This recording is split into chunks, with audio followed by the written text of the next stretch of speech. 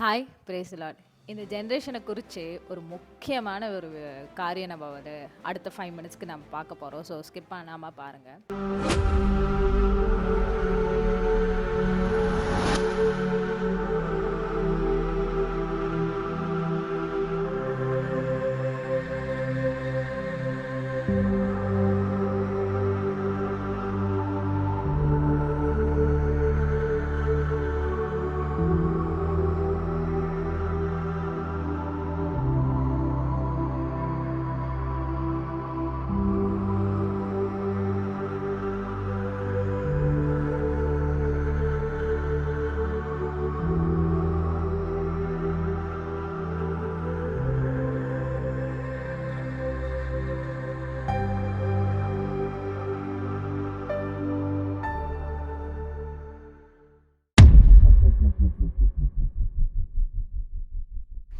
So இந்த ஜென்ரேஷனை பொறுத்த மட்டும் அவங்க எல்லார் கூடயும் கனெக்டடாக இருக்காங்க, ரொம்ப இன்டெலிஜென்ட்டாக இருக்காங்க, ரொம்ப ப்ரொடக்டிவாக இருக்காங்க.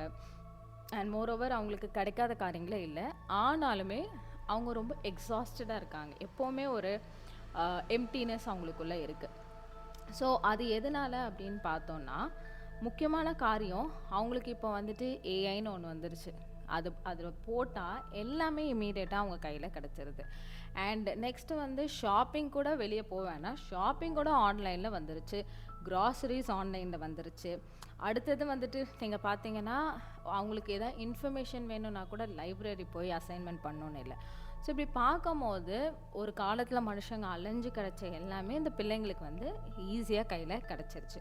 ஸோ அந்த மாதிரி ஒரு காரியங்கள் நம்ம பார்க்கும்போது பசங்களுக்கு வந்து இவ்வளோ இருந்துமே அவங்க வாயிலேருந்து என்ன வார்த்தைங்க வரும் தெரியுமா? நான் ரொம்ப சோர்வாக இருக்கேன், நான் ரொம்ப பேர்ன்ட் அவுட்டாக இருக்கேன், டயர்டாக இருக்கேன், டிப்ரெஸ்டாக இருக்கேன், இல்லைனா என்னால் ஃபோக்கஸ் பண்ண முடியல, ரொம்ப எம்டியாக ஃபீல் பண்ணுறேன். இந்த மாதிரி வேர்ட்ஸ் தான் எப்போவுமே வரும். ஆனால் அவங்களோட ப்ராப்ளமை நம்ம நல்லா ஃபோக்கஸ் பண்ணி பார்த்தோன்னா ஃபிசிக்கல் ப்ராப்ளம் கிடையாது. ஆக்சுவலி அவங்க மைண்டில் தான் நிறையா இஷ்யூஸ் இருக்கும். ஓகேங்களா?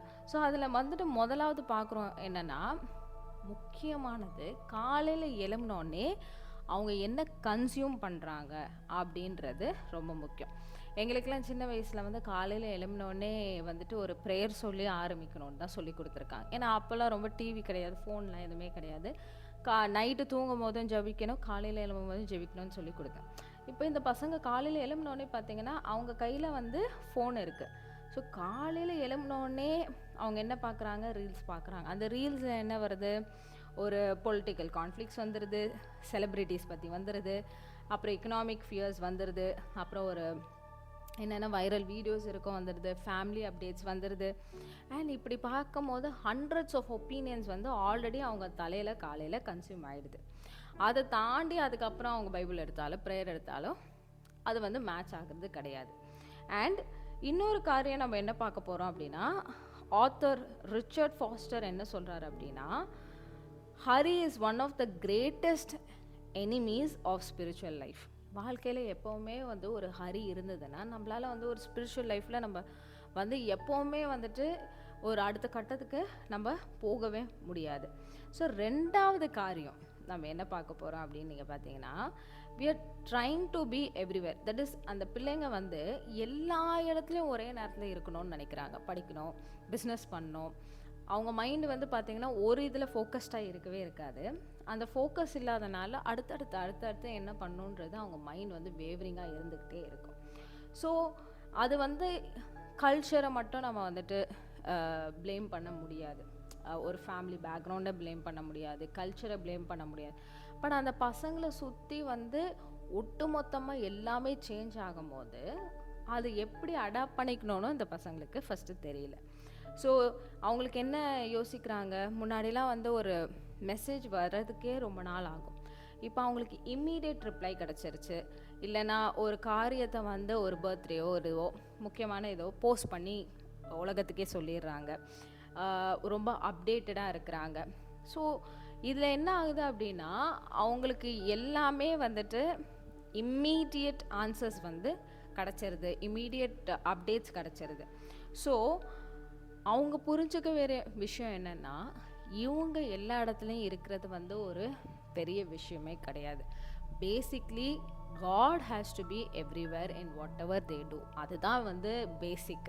தட் இஸ் கடவுள் கொடுத்த காரியங்கள், இப்போ ஒரு பிஸ்னஸாக இருக்கட்டும், படிப்பாக இருக்கட்டும், நம்ம எல்லாத்துலேயும் இருக்கிறத தாண்டி கடவுள் நம்மளோட எல்லா காரியத்திலும், காலையில் எழும்பினதுலேருந்து ஒரு சமையலாக இருக்கட்டும், இல்லை ஸ்கூலுக்கு போகிறதா இருக்கட்டும், காலேஜ் யாராக இருந்தாலும் அந்த டைமில் வந்துட்டு நம்மளோட எல்லா காரியத்துலேயும், இப்போ நம்ம ஒரு முக்கியமான டிசிஷன் எடுக்க போகிறோம், இல்லைனா உண்மையான அன்னைக்கான சாப்பாடு செய்கிறதா இருக்கட்டும், எவ்ரிவேர் ஒரு பிஸ்னஸ்க்கு நம்ம அந்த டேக்கு போகிறோம், எல்லாத்துலேயுமே வந்துட்டு நம்ம வந்துட்டு கான்ஷியஸாக காடை வந்துட்டு வைக்கணுன்றது ரொம்ப ரொம்ப முக்கியம். இப்போ பார்த்தீங்கன்னா மார்க் 1:35 நம்ம எடுத்துக்கிட்டோம்னு வச்சுக்கோங்களேன். நான் இங்கிலீஷ் பைபிளில் படிக்கிறேன், நீங்கள் தமிழ் பைபிள்லேருந்து படிங்க. Very early in the morning while it was still dark, Jesus got up, left the house and went off to a solitary place where he prayed. So அதிகாலை ஜெபம்ன்றது வந்து அது எல்லாத்தையுமே வந்துட்டு ஒரு நல்ல காரியங்களாக நம்மளுக்கே ஒரு கான்ஃபிடென்ஸ் கொடுத்துரும், காலையில் எழுந்திரிச்சு நம்ம எல்லாத்தையும் ஒப்படைக்கும் போது. ஸோ அடுத்தது நம்ம பார்த்தோம் அப்படின்னா, காலையில் மட்டும் இல்லை, நம்மளோட ஃபினிஷிங்குமே அவரோட தான் இருக்கணும். இது எல்லாமே காலகட்டங்களில் மாறிடுச்சோ அப்படின்னு.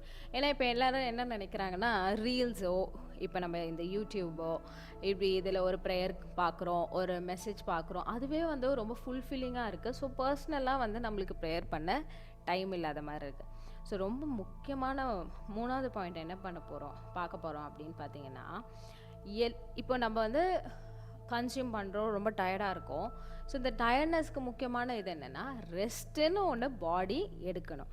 அந்த ரெஸ்ட்டுக்கு பதில் அடுத்தது என்டர்டெயின்மெண்ட் ஆகிடுது இந்த பசங்களுக்கு. என்டர்டெயின்மெண்ட்டுன்னு சொல்லும் போது, இப்போது சாட்டர்டே சண்டே ஹாலிடே அப்படின்னா, சாட்டர்டேஸில் தான் முக்கியமான பார்ட்டிஸ் எல்லாம் வந்து இந்த உலகத்தில் பண்ணுவாங்க. ஸோ இந்த பசங்க வந்துட்டு சாட்டர்டே சண்டேஸ் வந்து ஒரு கமிட்மெண்ட்டாக என்டர்டெயின்மெண்ட்டுக்கு விடுறாங்க. இல்லை ஒரு டயர்ட் டே இருந்தது, அவங்களுக்கு அந்த நாளுக்கான ரெஸ்ட் வேணும்னு வச்சுக்கோங்களேன், அந்த ரெஸ்ட்டுக்கு பதில் ஃபோன் ஸ்க்ரோல் பண்ணுறதோ, இல்லைனா இமீடியட்டாக வந்துட்டு ஃப்ரெண்ட்ஸ் பார்க்குறதோ, இல்லைனா நிறைய நேரம் டிவி கன்சியூம் பண்ணுறதோ என்ன ஆகுது அப்படின்னு பார்த்தீங்கன்னா, கண்ணை மூடி பாடி அண்ட் மைண்ட் ரெஸ்ட் எடுக்க வேண்டிய நேரத்தில் திருப்பி பாடி வந்து ஓடிக்கிட்டே இருக்குது, மைண்டும் பாடியும் வந்து ஸ்ட்ரெயின் ஆகிட்டே இருக்குது. ஸோ இது என்ன ஆகுது, அடுத்த கட்டமான இந்த எம்டினஸ், டிப்ரெஷன், ஸ்ட்ரெஸ்ஸுக்கு போகுது. இது வந்து எந்த பசங்கிட்டையும் நீங்கள் உட்காந்து கேளுங்களேன், அவங்க சொல்லுவாங்க எங்களுக்கு வந்து ரீல்ஸ் பார்க்குறதும் இல்லைனா ஒரு டிவி பார்க்குறதும் தான் ரிலாக்ஸேஷன். ஆனால் உண்மையான ரிலாக்ஸேஷன் வந்து அது கிடையாதுன்றதை வந்து அந்த பசங்களுக்கு ஆஸ் பேரண்ட்ஸாக இருக்கட்டும், இல்லை ஒரு டீச்சராக இருக்கட்டும், இல்லைனா யாராவது ஒரு கவுன்சிலர்ஸாக இருக்கட்டும், நம்ம சொன்னோன்னா அந்த மைண்ட் செட் வந்து அந்த பிள்ளைங்களுக்கு வந்து ஏற்றுக்கிற மைண்ட் செட் இல்லை.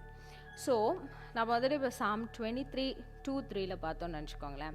He makes me to lie down in green pastures, he leads me beside the quiet waters and he restoreth my soul.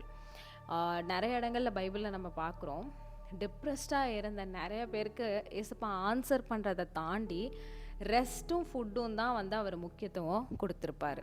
So அதிலே தெரியுது நம்ம பாடி அண்ட் மைண்டுக்கு வந்து ரெஸ்ட் எவ்வளோ இம்பார்ட்டன்ட் அப்படின்றது. 4th பாயிண்ட் பார்த்தோம் அப்படின்னா, நம்ம வந்து எப்போவுமே வந்துட்டு முன்னாடிலாம் வந்துட்டு ரொம்ப ரேராக தான் சக்ஸஸ்ஃபுல் பீப்புள் பார்ப்போம், அண்ட் சக்ஸஸ் தேடி எல்லாருமே ஓட மாட்டாங்க ஜென்ரலாக. ஸோ இப்போ வந்து பசங்க வந்துட்டு சக்ஸஸ், ஒரு பர்பஸ் எல்லாம் தாண்டி பெர்ஃபார்மன்ஸ் பேஸில் தான் வந்துட்டு அவங்க மைண்டே இருக்குது. பெர்ஃபார்மன்ஸ்ன்னு சொல்லும் போது இப்போது இன்ஸ்டாவில் எல்லாத்தையுமே அவங்க வந்துட்டு ஒரு பெர்ஃபார்மன்ஸாக போடணும், இல்லைனா இப்போ அவங்க எங்கேயோ ஒரு பெர்ஃபார்ம் பண்ணுறத வீடியோ எடுத்து எல்லாமே.